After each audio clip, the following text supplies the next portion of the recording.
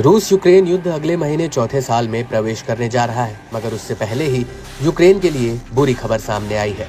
रूस ने यूक्रेन के पूर्व में कुराखोव शहर पर पूरी तरह से कब्जा कर लिया है। रूसी रक्षा मंत्रालय ने इसका खुलासा करते हुए यूक्रेन को बड़ा झटका दिया है।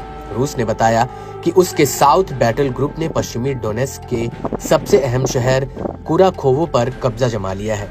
दरअसल लंबे खिंचते युद्ध से जहां यूक्रेन पहले ही अपने सैनिकों की कमी से जूझ रहा है, वहीं हाल के महीनों में यूक्रेन के पूर्वी हिस्से में रूसी सैनिकों के आगे बढ़ने से उनकी जमीन खिसक रही है।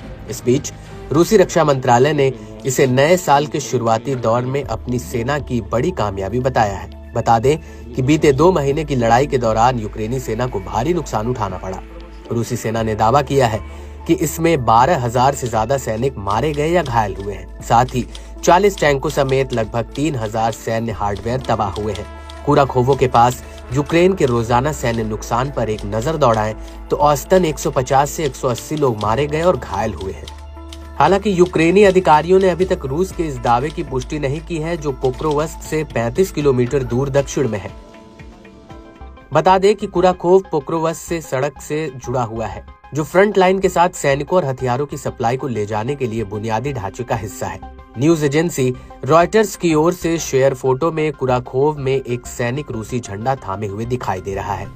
हालांकि अब तक इस तस्वीर की पुष्टि नहीं हुई है। कुराखोव पूर्वी सीमा रेखा पर यूक्रेनी सेना के लिए एक महत्वपूर्ण गढ़ माना जाता है।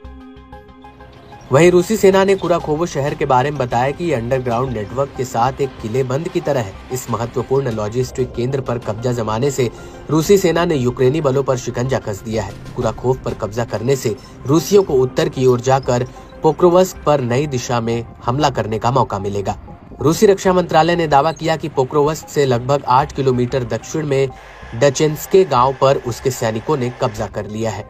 इसके अलावा रूस ने अलग अलग मोर्चे पर यूक्रेनी बलों को पीछे की ओर खदेड़ा है। रूसी रक्षा मंत्रालय ने बताया कि वेस्ट बैटल ग्रुप ने यूक्रेन के जवाबी हमलों को विफल किया है। इसमें 550 सैनिक हताहत हुए। साथ ही अमेरिका और ब्रिटेन के बने हथियारों समेत कई सैन्य उपकरण नष्ट हुए हैं। इसी तरह रूस के सेंट्रल बैटल ग्रुप ने दावा किया कि उसने यूक्रेन के 14 जवाबी हमलों को विफल किया है। साथ ही 535 यूक्रेनी कर्मियों को मार गिराया है। वहीं पश्चिमी रूस के कुर्स्क इलाके में यूक्रेनी सेना के नए हमलों को रोकना